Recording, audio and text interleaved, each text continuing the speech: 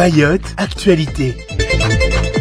Pour l'édition du jour, l'inquiétude sur la réduction du budget Outre-mer 2025, prise de commandement à la gendarmerie de Dembéni, justice, eau, et nous finirons en insertion professionnelle. Mais tout d'abord, à la une de ce journal Budget Outre-mer, des inquiétudes planent sur les réductions annoncées pour 2025. Lors d'un brief presse, la conseillère en charge du budget auprès de François-Noël Buffet a annoncé des réductions budgétaires importantes pour les Outre-mer dans le cadre du projet de loi de finances 2025. Elle a rappelé que le budget des Outre-mer en 2024 était de 26 milliards d'euros en hausse par rapport à celui de 2023 et que dans le projet de loi de finances 2025, les crédits Outre-mer étaient en réduction de 2,7 milliards d'euros, impactant notamment le BOP 123 qui finance les associations menant des actions environnementales et en faveur de la jeunesse par l'intermédiaire de la DEAL. Les crédits alloués au logement et au RSMA ne seront pas affectés par ces réductions. La conseillère a souligné que le dialogue parlementaire s'ouvrira la semaine prochaine pour rediscuter des priorités pour l'Outre-mer et améliorer le projet de budget et que, je cite, « Nous serons au rendez-vous de ce dialogue parlementaire qui va s'ouvrir, notamment sur les missions Outre-mer et sur les lignes des autres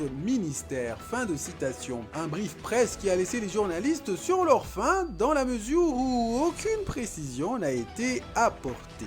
Installation d'un nouveau commandement à la brigade de gendarmerie de Dembéni pour la suite de ce journal. Afin de lutter contre l'insécurité grandissante à Mayotte, une nouvelle compagnie de gendarmerie départementale a été créée à Dembéni et depuis hier, mardi 15 octobre 2024, le capitaine Arnaud Kouric en est le nouveau commandant et aura pour mission de préserver l'ordre public et la paix civile dans le sud de l'île. Il a expliqué que l'objectif est de pouvoir intervenir rapidement et d'envoyer plus de moyens aux bons endroits et au bon moment. L'accent sera également mis sur la police judiciaire afin d'interpeller les donneurs d'ordre, sans oublier d'être, je cite, aux côtés des élus et à l'écoute de la population. Fin de citation. Moujibou Saïd, maire de la commune de Dembéni, a fait part de sa satisfaction en ces termes, je cite, « Nous sommes très fiers de constater que la gendarmerie travaille sur la restauration de la paix. » Fin de citation. Une nouvelle brigade devrait ouvrir dans le nord. Le général de corps d'armée Lionel Lavergne, commandant de la gendarmerie d'Outre-mer, a expliqué que la création d'unités de gendarmerie à Mayotte est inédite et a noté que lors de la cérémonie d'installation, plusieurs gendarmes ont été décorés, dont Garod, le chien de l'équipe cynophile, qui a reçu une médaille de bronze.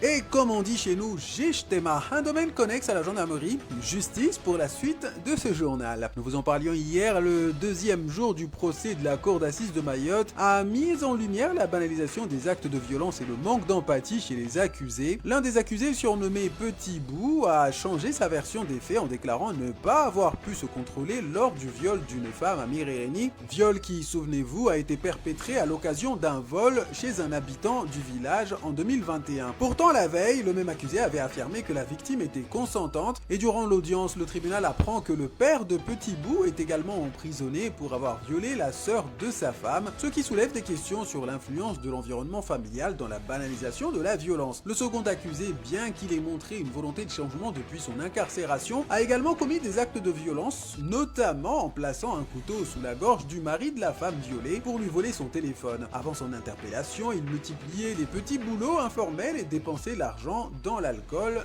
et la drogue. Le procès révèle une fois de plus que pour les délinquants, les codes de la société sont bien différents. Ce mercredi, le verdict tombera pour les deux accusés.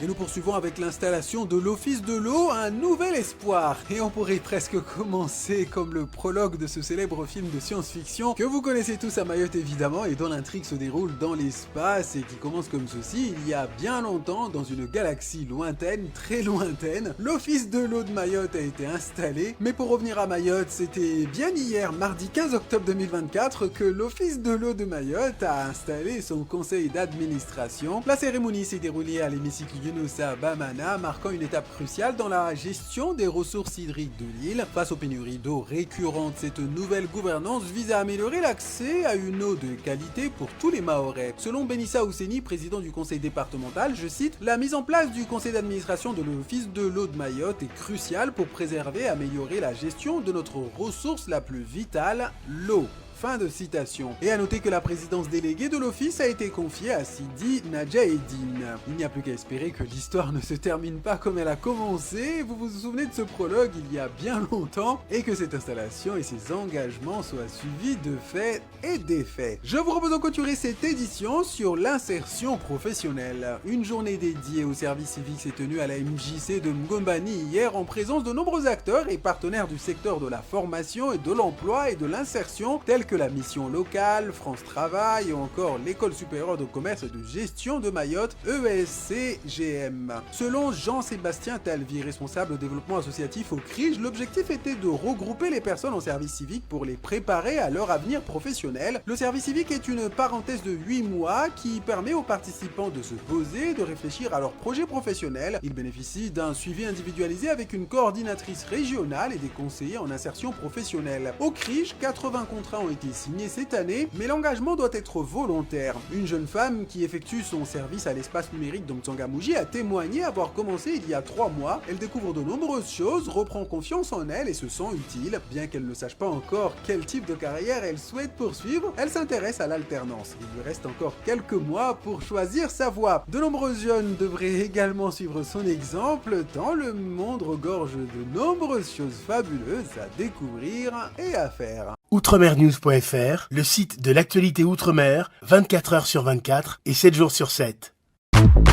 Retrouvez la chaîne Outremer News sur YouTube.